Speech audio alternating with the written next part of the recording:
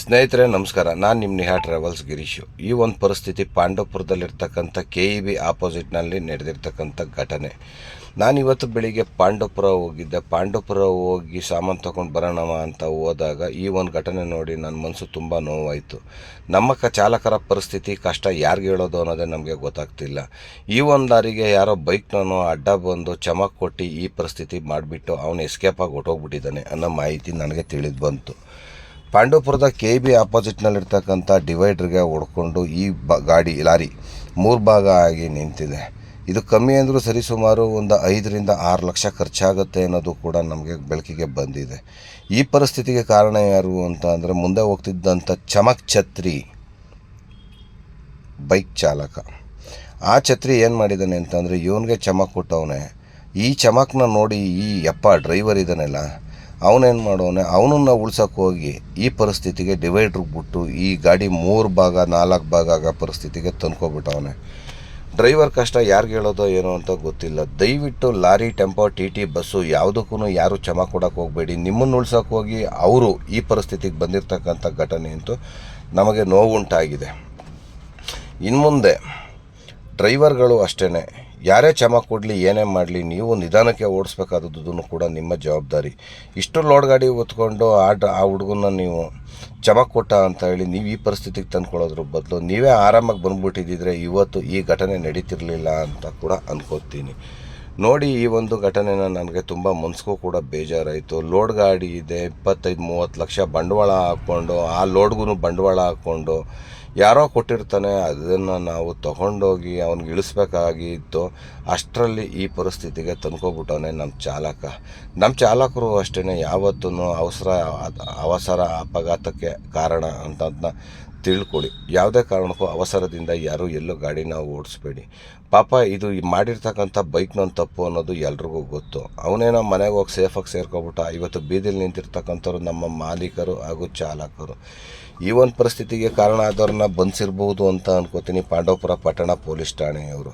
ಅದು ನಮ್ಗೆ ಇನ್ನೂ ತಿಳಿದು ಬಂದಿಲ್ಲ. ನನಗೆ ಈ ಘಟನೆ ನೋಡಿದ ಮೇಲೆ ತುಂಬ ಮನ್ಸಿಗೆ ಬೇಜಾರಾಗಿದ್ದ ವಿಚಾರ ಏನು ಅಂತ ಅಂದರೆ, ಇವತ್ತು ಈ ಪರಿಸ್ಥಿತಿಗೆ ಬಂದವ್ರನ್ನ ಅರೆಸ್ಟ್ ಮಾಡಿ ಅವನ್ನ ಒಳಗಡೆ ಹಾಕ್ಕೊಳ್ಳಿ, ನೀವೇನಾದರೂ ಮಾಡ್ಕೊಳ್ಳಿ, ಕೇಸ್ ಮಾಡಿ.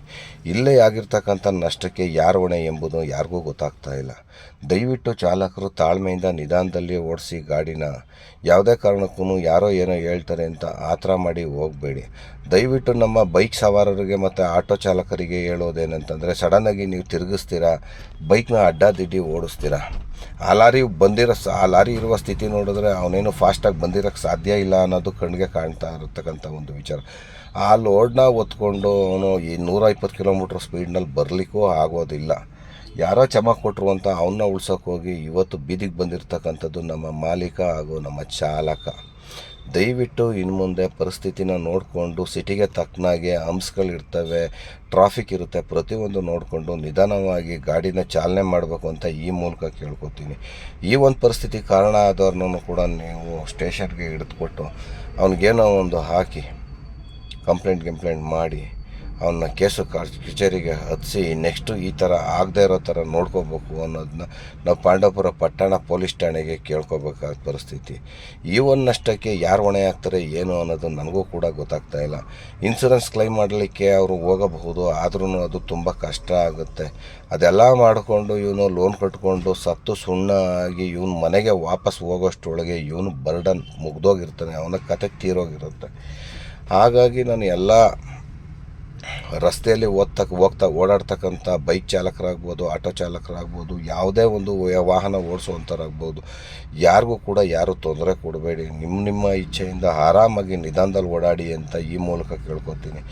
ಆ ಡ್ರೈವರ್ಗೂ ಕೂಡ ಯಾರಿಗೂ ಏನೂ ಆಗಿಲ್ಲ, ಅದೇ ಅದೃಷ್ಟವಶ ಭಗವಂತನ ಆಸೆ. ಈ ಒಂದು ಗಾಡಿಗೆ ಕಮ್ಮಿ ಅಂದ್ರೂ 5-10 ಲಕ್ಷ ಖರ್ಚಾಗ್ಬೋದು ನನ್ನ ಪ್ರಕಾರ. ಬಟ್ ಅವನ ಲೋನ್ ಆಗ್ಬೋದು, EMI ಆಗ್ಬೋದು, ಮತ್ತೊಂದು ಆಗ್ಬೋದು, ಇನ್ಶೂರೆನ್ಸ್ ಆಗ್ಬೋದು, ಟ್ಯಾಕ್ಸ್ ಆಗ್ಬೋದು, ಎಲ್ಲನೂ ಕಟ್ಟಲೇಬೇಕು. ಅವನು ಹೇಗೆ ನಿಂತಿರಲಿ, ಮಲಗಿರಲಿ, ಕೂತಿರಲಿ, ಅದೆಲ್ಲ ಕಟ್ಟಲೇಬೇಕು. ಆ ಒಂದು ಹೊಣೆನ ಅದರ ಲಾರಿ ತೊಗೊಂಡಿರ್ತಕ್ಕಂಥ ಮಾಲೀಕನ ಮೇಲೆ ಬಿದ್ದಿರುತ್ತೆ. ಡ್ರೈವರ್ಗೂ ಕೂಡ ಏನೂ ಆಗಿಲ್ಲ, ಸೇಫಾಗಿರಲಿ, ಭಗವಂತ ಚೆನ್ನಾಗಿಟ್ಟಿರಲಿ ಅನ್ನೋದೇ ನನ್ನ ಆಶಯ. ಏನೋ ಆಗೋಗಿದೆ ವಿಚಾರ, ಈ ಥರ ನೋಡ್ಕೊಂಡು ಕೂತ್ಕೊಂಡ್ರು ಆಗಲ್ಲ ಅಂತ ಹೇಳಿ ಮಾಲೀಕ ಬಂದು ಒಂದು ಸಮಾಧಾನದ ಮಾತನ್ನು ಆಡಿ ಹೋಗಬೇಕು. ಡ್ರೈವರ್ಗೂ ಕೂಡ ಯಾವುದೇ ರೀತಿ ತೊಂದರೆ ಕೊಡಬಾರ್ದು ಅಂತ ಮಾಲೀಕರಿಗೂ ಕೂಡ ನಾನು ಈ ಒಂದು ಕಳಕಳಿಯ ಮನವಿ. ಇನ್ನು ಮುಂದೆ ಓಡಾಡ್ತಕ್ಕಂಥವ್ರು ಆರಾಮಾಗಿರಿ, ಯಾವುದೇ ಕಾರಣಕ್ಕೂ ಇನ್ನೊಬ್ರಿಗೆ ತೊಂದರೆ ಕೊಡಬೇಡಿ. ನಿಮಗೆ ತೊಂದರೆ ಕೊಟ್ಟರು ಇನ್ನೊಬ್ರಿಗೆ ತೊಂದರೆ ಆಗೋದು ಬೇಡ ಅನ್ನೋದೇ ನನ್ನ ಆಸೆ.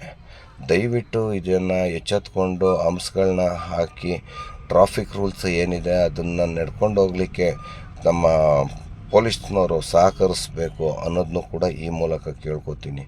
ಯಾವುದೇ ರೀತಿ ಯಾವುದೇ ಪ್ರಾಣ ಅಪಾಯ ಆಗದೇ ಇರೋದೇ ನಮ್ಮ ಖುಷಿ. ಅದರಲ್ಲೂ ಆ ರೋಡು ಎನಿ ಟೈಮ್ 24/7 ಜನದಟ್ಟಣೆ ಜಾಸ್ತಿ ಇರೋದರಿಂದ ಇವತ್ತು ಈ ಒಂದು ಘಟನೆ ನಡೆದಿರ್ತಕ್ಕಂಥದ್ದು ಯಾರಿಗೂ ಪ್ರಾಣ ಹಾನಿ ಆಗಿಲ್ಲ ಅನ್ನೋದೇ ನಮಗೊಂದು ತುಂಬ ಖುಷಿ ಆಗ್ತಾರೋ ಒಂದು ವಿಚಾರ. ಯಾರಾದರೂ ಏನಾದರೂ ಸಹಾಯ ಮಾಡೋದಾದರೆ ಆ ಮಾಲೀಕ ಇಲ್ಲ ಅಥವಾ ಚಾಲಕನಿಗೆ ಯಾರಾದರೂ ಸಹಾಯ ಮಾಡೋರಿದ್ದರೆ ಅವ್ನಿಗೇನೋ ಒಂದು ಸಹಾಯ ಮಾಡಿ ಇದನ್ನು ಕ್ಲಿಯರ್ ಮಾಡ್ಕೊಳ್ಳಿಕ್ಕೆ ವ್ಯವಸ್ಥೆ ಮಾಡ್ಕೊಳ್ಳಿ. ದಯವಿಟ್ಟು ಎಲ್ಲ ವಿಡಿಯೋನ ನೋಡಿರ್ತಕ್ಕಂಥವ್ರು ದಯವಿಟ್ಟು ನನ್ನ ಯೂಟ್ಯೂಬ್ ಚಾನಲ್ ಮತ್ತು ಫೇಸ್ಬುಕ್ನಲ್ಲಿರ್ತಕ್ಕಂಥವ್ರು ಎಲ್ಲ ಪ್ರತಿಯೊಬ್ಬರು ಶೇರ್ ಮಾಡಿ, ಲೈಕ್ ಮಾಡಿ, ಕಮೆಂಟ್ ಮಾಡಿ, ಸಬ್ಸ್ಕ್ರೈಬ್ ಆಗಿ. ಜೈ ಕರ್ನಾಟಕ.